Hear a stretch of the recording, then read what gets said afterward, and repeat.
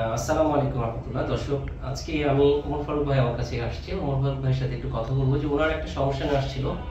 তো ওনার হচ্ছে বৃদ্ধাঙ্গুলের একটু সমস্যা ছিল, যে বৃদ্ধাঙ্গুল এরকম বাঁকা হয়ে থাকতো এবং এখানে শক্তি পেত না, সোজা হলে শব্দ হতো। এই ধরনের বিভিন্ন প্রবলেম নিয়ে ওমর ফারুক ভাই আমাদের কাছে এসেছিল।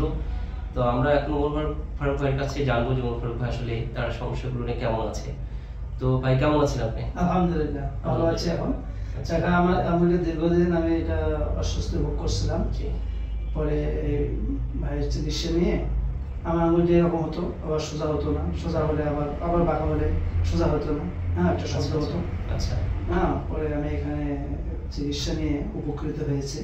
হ্যাঁ, আল্লাহর রহমতে এখন তেমন সমস্যা নাই, এখন স্বাভাবিক। এখন স্বাভাবিক। আচ্ছা, সুস্থ। আচ্ছা, আপনি কেমন কতদিন ওষুধ খাইছেন এটার জন্য? আমি প্রায় মাসখানেক ওষুধ খেয়েছি, এক মাসের মতো। আচ্ছা, যাক আলহামদুলিল্লাহ। তাহলে এখন আপনি ভালো ফিল করছেন? হ্যাঁ, সুস্থ। সুস্থ।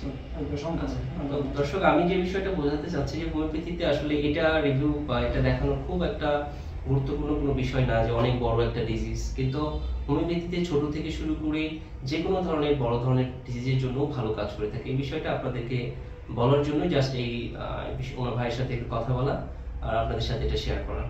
তো আপনাদের একটা বিষয় আশ্বস্ত করতে চাই যে যে কোনো ধরনের সমস্যার জন্য আপনারা প্রাথমিকভাবে আগে হোমিওপ্যাথি কিছুদিন ট্রিটমেন্ট করেন। যেমন ধরেন ডায়াবেটিস হোক, হাই প্রেশার হোক, অথবা ক্যান্সার, কিডনি সমস্যা, এই ধরনের যে কোনো প্রবলেমের জন্যই, বা হার্টের সমস্যা নিয়ে যারা ভুগছেন, তাদের প্রতি আমার রিকোয়েস্ট থাকবে যে আপনি একজন দক্ষ অভিজ্ঞ হোমিও চিকিৎসকের পরামর্শ নিয়ে যে কোনো রোগের ট্রিটমেন্ট নেন, দেখবেন ভালো ফলাফল পাবেন ইনশাআল্লাহ।